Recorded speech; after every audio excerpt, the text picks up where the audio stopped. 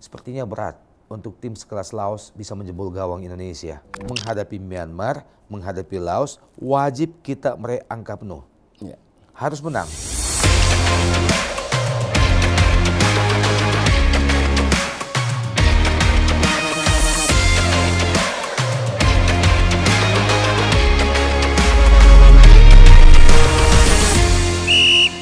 Halo, salam One Corner. Jumpa lagi bersama gue Faisal Kreb di acara Podcast One Corner. Podcast sepak bola yang selalu membahas terkait isu-isu menarik dan juga berita-berita terupdate terkait sepak bola nasional. Dan di episode kali ini tentunya kita akan membahas terkait laga kedua atau jelang laga home perdana Timnas Indonesia di ajang ASEAN Championship 2024 di mana Kamis nanti Timnas Indonesia akan menjamu tamunya Laos di Stadion Manahan Solo. Dan tentunya untuk membahas ini secara lengkap, detail dan mendalam, pada hari ini saya sudah tidak sendiri karena saya sudah ditemani oleh salah satu pengamat sepak bola yang luar biasa. Siapa lagi kalau bukan Bung Opan Lamara. Selamat datang Bung Opan. Terima kasih. Tepuk tangan dulu dong ya. Cuma lain kali gue boleh pesan nggak? Jangan teh dong. Kopi. Oh iya, ya, boleh dong Bang. Siap, es teler ada sama nasi uduk besok-besok ada. Di sininya es teler nih. Gimana Bang? Sehat ya Bang? Alhamdulillah. Melihat hasil Indonesia kemarin,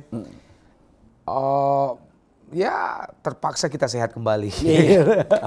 Bang, ya. Kamis besok nih, Kamis malam, Timnas Indonesia akan menjalani laga kedua grup B atau laga home perdana di Stadion Manahan Solo. Nah, menghadapi Laos. Bagaimana menurut Abang? Kira-kira kans Timnas Indonesia untuk melanjutkan tren positif? Iya, di pertemuan kita sebelumnya Kreb, kita sempat ngebahas tentang hasil pertandingan pertama menghadapi Myanmar. Ada begitu banyak pelajaran penting yang bisa dipetik terutama oleh pelatih Sinteyong untuk bisa memperbaiki performa tim kita menghadapi laga kedua. Yang pertama, jangan underestimate lawan, ya. Sekalipun itu hanya melawan Laos, ya. Karena bagaimanapun kemenangan demi kemenangan sangat penting untuk bisa kita hasilkan, untuk bisa melakoni fase-fase selanjutnya. Selain tentu untuk bisa membangun kepercayaan diri anak-anak, ya. Bisa kebayang dong kalau tiba-tiba nanti Laos bisa menahan imbang kita di Solo. Dan semua kemungkinan bisa terjadi, ya kan? Nah, itu yang pertama. Yang kedua, kita juga sempat menyinggung hasil pertandingan menghadapi Myanmar yang walaupun dari sisi hasil kita menang 1-0, tapi kan performa kita secara keseluruhan jauh dari apa yang kita harapkan. Ya. Dari sisi permainan belum menunjukkan. Iya, belum menunjukkan kelasnya terutama kita di babak pertama pada pertandingan itu. Kemudian penampilan berbeda adalah di babak kedua. Nah, mudah-mudahan babak kedua bisa menjadi pakem untuk bisa kita tampilkan di Laos nanti. Nah, yang ketiga, sekali lagi ini kita hanya menghadapi Laos, ya, bukan Australia, bukan Arab Saudi. Kemudian walaupun kita menyebut bahwa timnas yang kita bawa di Piala ASEAN kali ini adalah tim B, bukan tim A-nya Indonesia, tapi ada sederet materi pemain yang menghiasi tim A hadir di sini. Ya, artinya dari sisi kualitas individu pemain, dari sisi kualitas susunan pemain, ya lumayan lah untuk bisa mengarungi, untuk bisa mencapai target yang dipatok oleh masyarakat sepak bola Indonesia. Bukan hanya oleh PSSI tapi juga lu, gue, dan masyarakat pencinta sepak bola Indonesia. Karena begini nih, saya berulang kali mengatakan begini, julukan juara dunia bagi sebuah negara adalah jika dia berhasil menjuarai Piala Dunia. Julukan juara Asia bagi sebuah negara adalah jika dia berhasil menjuarai Piala Asia. Dan julukan Raja ASEAN atau juara Asia Tenggara bagi sebuah negara jika dia berhasil menjuarai Piala AFF ini. Ya kan? Nah, kita adalah salah satu negara atau kekuatan sepak bola negara ASEAN satu-satunya yang belum berhasil menjuarai piala yang satu ini. Gitu. Susah banget kayaknya. Susah banget. Padahal kita sudah hadir 6 kali di final loh. Ya. Tapi kita tetap gagal sebagai nyaris juara. Terus. Nyaris terus. Jadi jangan sampai kita menjadi juara tanpa mahkota, sama seperti Belanda di Piala Dunia. Ya, kita butuh mahkota itu supaya itu melengkapi hegemoni Indonesia di kawasan ini.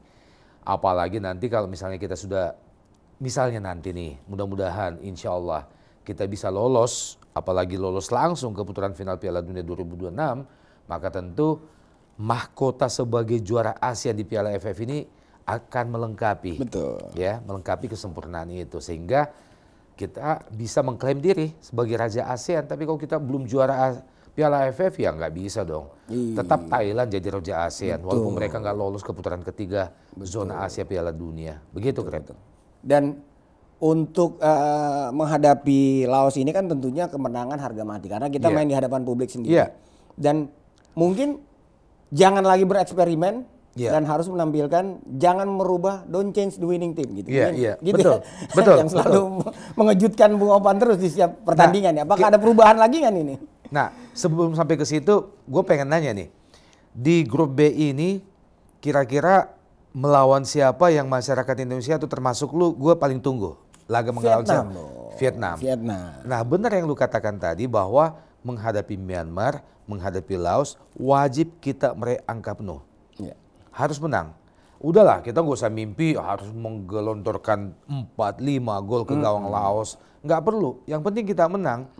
Karena laga sesungguhnya akan menunggu kita pada matchday ketiga menghadapi Vietnam. Dan yang semakin memberatkan kita adalah melakoni laga menghadapi salah satu kekuatan ASEAN Vietnam itu kita akan lakukannya di Vietnam bukan di Indonesia. Jadi double nih beban kita. Nah, jangan sampai nambah beban lagi akibat kegagalan kita mencuri poin penuh menghadapi Myanmar dan lain. Oke, menghadapi Myanmar kita sudah melewatinya dengan baik walaupun tertatih-tatih. Masih banyak PR lah. Masih banyak PR. Nah, menghadapi Laos penampilan harus lebih sempurna. Ya, jangan underestimate dan harus lebih percaya diri dan harus menang. Wajib untuk menang supaya bisa membuild up kepercayaan diri kita melakoni laga away ke Vietnam nanti 3 hari berselang. Kemudian tes apakah akan ada perubahan, kan begini. Ini turnamen. Piala AFF atau ASEAN Championship ini adalah sebuah turnamen yang hanya berlangsung dalam kurun waktu 4 minggu. Nggak lama sebetulnya. Kemudian kita harus melakoni 4 pertandingan di penyisian. Kemudian kalau kita lolos semifinal dan final, kita melakoni 2 pertandingan lagi. Kemudian praktis selama penyisian, waktu jeda kita harus terbang sana sini hanya 2-3 hari. Artinya sangat ketat, jadwal ini sangat ketat. Nah, yang dibutuhkan sekarang adalah grafik. Ya, grafik penampilan anak-anak kita dari mulai pertandingan pertama menghadapi Myanmar, Laos, Vietnam, kemudian Filipina dan seterusnya. Grafik ini yang kita tuntut adalah penampilan semakin membaik. Karena ini turnamen. Nggak boleh tuh grafiknya kayak begini nih, naik turun. Harus naik terus. Babak pertama lawan Myanmar jelek. Babak kedua semakin membaik. Lawan Laos nanti harus semakin sempurna. Sehingga pada saat peaknya kita bisa menghadapi Vietnam. Kemudian nanti di final itu terus menanjak. Nah, kalau grafiknya naik turun, maka akan ada hadangan yang agak serius menghadapi Vietnam. Kemudian yang tidak kalah pentingnya harus kita perhatikan adalah menghadapi Filipina loh. Ya, karena yang lolos langsung, yang lolos kan hanya 2 tim. Juara grup dan runner up grup. Ya. Nah, untuk perebutan juara grup, saingan kita Vietnam. Kalau kita gagal, misalnya kita kalah nih nanti lawan Vietnam, maka kemungkinan kita berada di peringkat kedua. Nah, peringkat kedua juga tidak lumayan mudah buat kita. Ada Filipina di situ. Iya kan? Oleh karena itu sekali lagi kita menunggu grafik permainan terutama menghadapi Laos nanti semakin membaik. Jangan ada lagi deh pemain sekelas sekelas mega bintang sekelas Marcelino Ferdinand masih melakukan kesalahan-kesalahan elementer ya, dribbling yang tidak terlalu penting, pelanggaran yang tidak terlalu penting di daerah pertahanan lawan. Kemudian kita mau melihat seorang mega bintang sekelas Marcelo Ferdinand yang penampilannya sama seperti saat mungkin ya tidak perlu segemilang saat menghadapi Arab Saudi lah. Di bawah itu sedikit, tapi kita ingin melihat dia bisa menjadi pembangkit kepercayaan diri teman-temannya. Suplai bolanya kita mau melihatnya visi bermainnya yang sudah sangat baik selama ini, kita ingin melihat itu kembali. Nah, itu yang kita butuhkan. Aliran bola, sirkulasinya harus lebih cepat lagi betul, ya, dan jangan sering hilang bola. Betul, dribbling yang tidak perlu itu udahlah.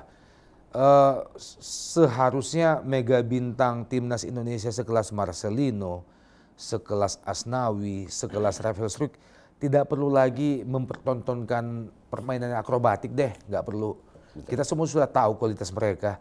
Tinggal bagaimana sekarang bisa memimpin teman-temannya untuk bisa menampilkan permainan terbaik, kemudian bisa menjadi contoh, ya contoh bahwa ini loh kualitas gue, ini loh kelas gue gitu kan, visi bermainnya, ketenangannya, kemudian skillnya dan lain sebagainya. Jadi baik secara unit grup, individu maupun secara tim juga ya Bang?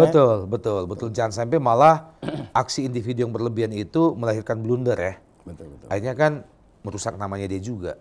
Nah mungkin kalau mau ngutak-ngutik komposisi materi pemain yang akan diturunkan ya, menghadapi Laos, mungkin gimana kalau prediksi Bang Opan sendiri? Iya, materi pemain di babak kedua menghadapi Myanmar kemarin adalah pilihan terbaik. Minus Hoki Caraka tetap tempatkan depan, jangan langsung Ronaldo Kuateh ya. Tempatkan Hoki Caraka di situ. Kemudian Kakak mungkin bisa dievaluasi. Kemudian Marcelino jangan tidak tergantikan. Kemudian Struijk langsung tampilkan sejak menit awal. Asnawi Bahar di sisi kanan langsung tempatkan, kemudian kembalikan Pratama Arhan sisi kiri.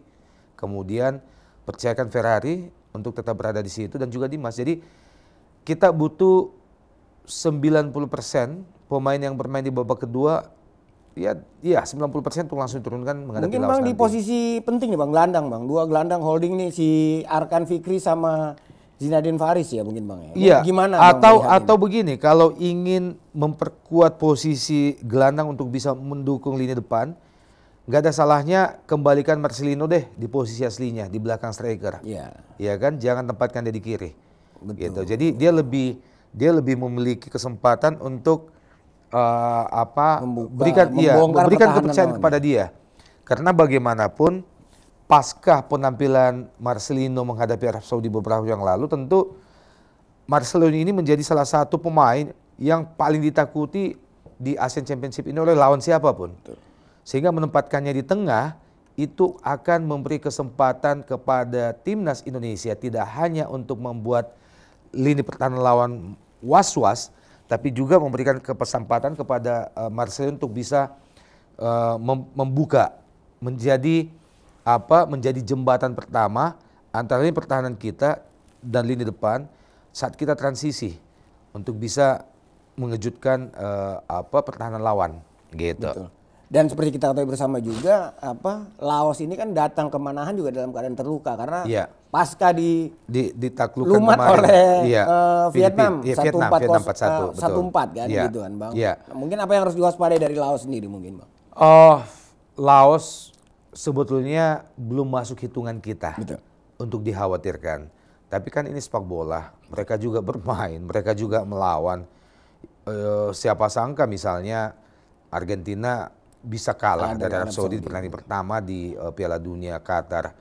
Kemudian siapa sangka kita bisa membalik keadaan mengalahkan Arab Saudi dengan 2 gol tanpa balas. Nah hal begini kan dalam sepak bola kejutan-kejutan itu segala kemungkinan bisa terjadi. Betul, artinya Laos tidak masuk perhitungan untuk bisa mengkandaskan harapan Indonesia.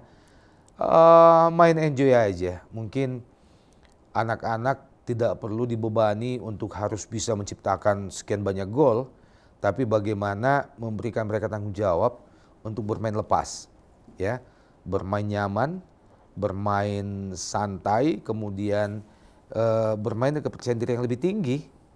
Evaluasi penampilan kita menghadapi Myanmar di babak pertama. Jadikan itu sebagai pelajaran bahwa ternyata walaupun kita bisa lolos ke putaran ketiga Piala Dunia, walaupun kita punya yang namanya Rafael Struijk, kita punya yang namanya Marcelino Ferdinand, Asnawi Bahar dan sebagainya, tapi ternyata kita bisa menampilkan permainan bola yang kembali jelek seperti di babak pertama saat menghadapi Myanmar. Nah, evaluasi itu.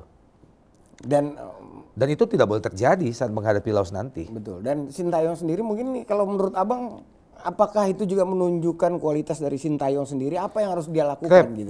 Di pertemuan kita pertama yang lalu kan kita sempat menyinggung bahwa Sinteyong yang saya kritisi sejak dulu adalah eksperimennya yang tidak pernah berhenti. Ya, sama seperti kembali terbukti saat kita menghadapi Myanmar 2 hari yang lalu. Pratama Arhan kok tiba-tiba diposisikan di kanan. Kemudian ternyata Rafael Struijk sudah bisa bergabung, kok nggak diturunkan sejak awal. Iya, betul. Nah kan akan, kalau misalnya melawan Laos nanti, begini, mumpung kita menghadapi Laos, mumpung kita belum menghadapi Vietnam, maka tampilkan skuad yang terbaik. Jadikan pertandingan menghadapi Laos di Solo nanti sebagai uji cobalah. Betul. Untuk menurunkan starting 11, tim terbaik, the winning team sejak menit awal. Gitu untuk loh. Mematangkan permainan kita dari kaki ke kaki itu supaya jalan kan Bang. Betul, terutama possession kita nggak hilang bola terus. Jadi turunkan materi pemain terbaik. Betul. Asnawi Bahar langsung diturunkan kalau memang bugar ya. Rafael Struijk langsung turunkan, Marcelino, Pratama Arhan langsung turunkan, Ferrari langsung turunkan, semua itu. Hoki Caraka langsung turunkan. Kemudian tempatkan mereka pada posisi terbaiknya. Nah kalau misalnya Struijk diturunkan bersama dengan Marcelino, seperti kita singgung di awal tadi, nggak ada salahnya Marcelino kembalikan ke tengah di belakang striker, kemudian Struijk tarik ke kiri. Betul. Karena supaya dengan waktu yang terlalu padat ini kan supaya chemistry di antara pemain dapat gitu loh Bang di starting 11 itu kan begini. Kita udah tahu bahwa lawan terberat kita adalah Vietnam yang akan kita lakoni di pertandingan ketiga, dan itu menjadi laga away. Betul. Kita bermain di kandang Vietnam. Nggak boleh kita kalah sama Vietnam. Ya, sama seperti tidak boleh kita kalah lawan Thailand dan Malaysia. Betul. Di ASEAN ini. Nah, kalau kita targetnya Vietnam, bukan targetnya Laos, maka Laos ini dijadikan sebagai jembatan, sebagai bridging, ya sebagai uji coba. 2 laga ini harusnya Myanmar dan Laos ini sebagai adaptasi buat menyusun chemistry pemain ini antar pemain ya. Iya, dan bahwa ternyata saat menghadapi Myanmar, eksperimen di babak pertama itu gagal kan. Kita bahkan nyaris kecurian gol dari Myanmar. Kemudian kita memperbaiki keadaan itu di babak kedua dan itu berhasil. Nah, berkacalah dari itu. Sinteyong harus berkaca dari itu.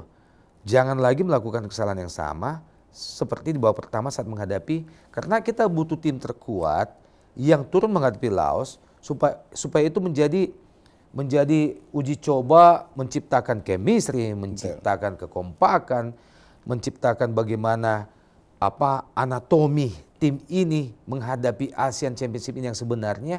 Kemudian uji coba pertama kita final ya menghadapi Vietnam.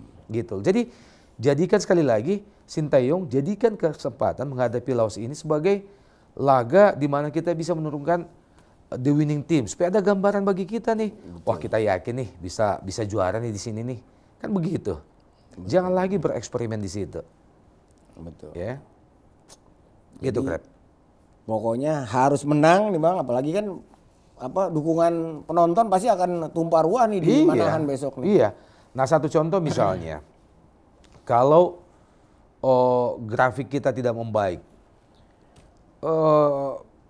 pertandingan di grup A misalnya, Malaysia ditahan imbang loh. Pertandingan pertama mereka lawan Kamboja, 2-2, siapa sangka. Betul. Padahal kita membaca sekian banyak pemberitaan bahwa Malaysia mempersiapkan diri dengan sangat serius menghadapi Asian Championship ini.